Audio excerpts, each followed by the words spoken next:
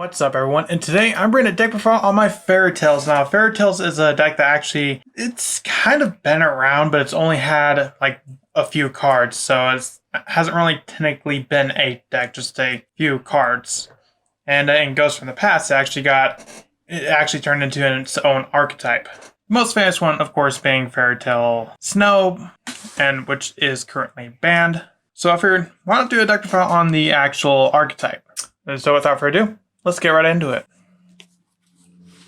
First off, I run 3 Fairy Tale Rochka. Rochka, when this card's normal summon, or you can make your opponent gain 500 life points. Then your opponent looks at the top 3 cards in your deck and chooses one of them to add to your hand. Also stuff the rest back into the deck. And if this card battles before damage calculation, you can send this card to the graveyard. Secondary effect, not really matter, doesn't important. But you may want it for the, I guess kind of like a semi-excavate effect. Basically, your opponent excavates your deck and choose which one for you to add, which is still really good. Next, I run 3 Fairy Tale Luna. Luna is probably the most popular Fairy Tale, second to Snow, because when it is a normal summon, you can add 1 spellcaster type monster with 1850 attack from your deck to your hand. And once per turn during either player's turn, you can target 1 face-up monster your opponent controls. You can send 1 card with that monster's name from the deck to your opponent can send 1 card with that monster's name from their deck or extra deck to the graveyard to negate this effect. Otherwise, return both this card and that monster to the hand. So it's kind of like a weaker compulsory evacuation device. Next,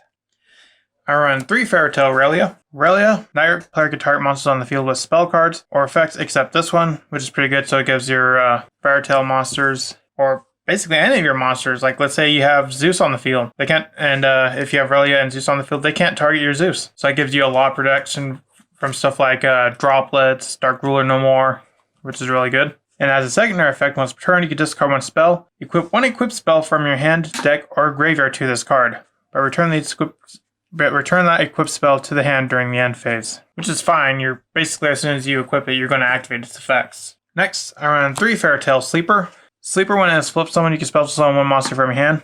That's an okay effect. It's a flip effect, so kind of slower. When your opponent activates a normal spell trap card, quick effect, you contribute 1 other monster. The activated effect becomes change 1 face-up monster your opponent controls to face-down defense position. So essentially forces your opponent to book a moon one of your monsters, which is fine, because especially with this one, because this one is a flip-based effect. Next, I run 3 Nibiru for my hand trap, along with the 3 Ash Blossom and Joy of Spring, and the 2 Ghost Bell. Moving on to the spells, and we got a lot. I run 3 Fairy Tale Tails. Now, Tails, you can reveal 1 spellcaster monster in your hand with 1850 attack, and a different name than monsters you currently control. Immediately after this effect resolves, normal summon set it. You only use the effect of Fairy Tales once per turn, or the effect of Fairy Tale Tails once per turn. The first time each turn you would take battle or effect damage while you control a spellcaster monster with 1850 original attack. You take no damage, so it kind of helps protect your life points a little, but you may want it for that extra summon effect. Next, I run 3 Secret Village of Spellcasters. If you control a spellcaster type monster, your opponent cannot activate spell cards, but if you do not control a spellcaster monster, you cannot activate spell cards. So it can be a bit of a double-edged sword, but I think it's always worth it in the end. I also run the 1 Mystic Mine. It has to be a bit of a kind of a cool combo with Mystic Mine and Luna, because Luna has the effect to bounce. So one thing you can do if you have Mystic Mine up, you can normal Luna, activate Mystic Mine, pass. Then if your opponent summons 2 monsters, you can use the effect of Luna, bounce both of them back, and that locks them under Mystic Mine. I also run the 1 Terraforming. Next, I run 3 Paw of Prosperity. For the most part, your X deck doesn't really too matter. It's just a bunch of good links and rank 4 monsters. So if you banish them, it doesn't really hurt you too much. I also run 3 Pot of Duality.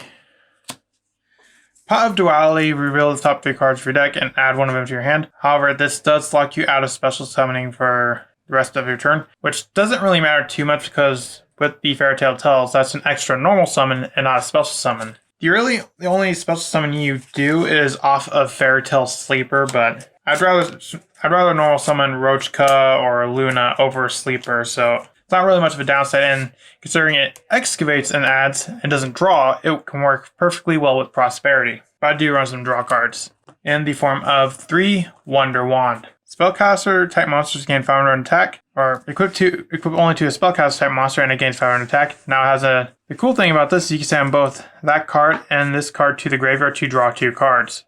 And considering the Fairy Tale Aurelia does search equip spells, you can literally search Wanderon from your deck to your hand. So if you have activated Prosperity that turn, you can definitely use Aurelia's effect to search out the Wonder Wand. Moving on to traps, I run 3 summon limit. You don't really summon a whole lot this turn. Maybe like a max of 2 or 3 summons. The third summon's not really going to hurt you too much, but it will hurt your opponent a lot more than it hurts you. Moving on to the extra deck, I run 1 Akashic Magician.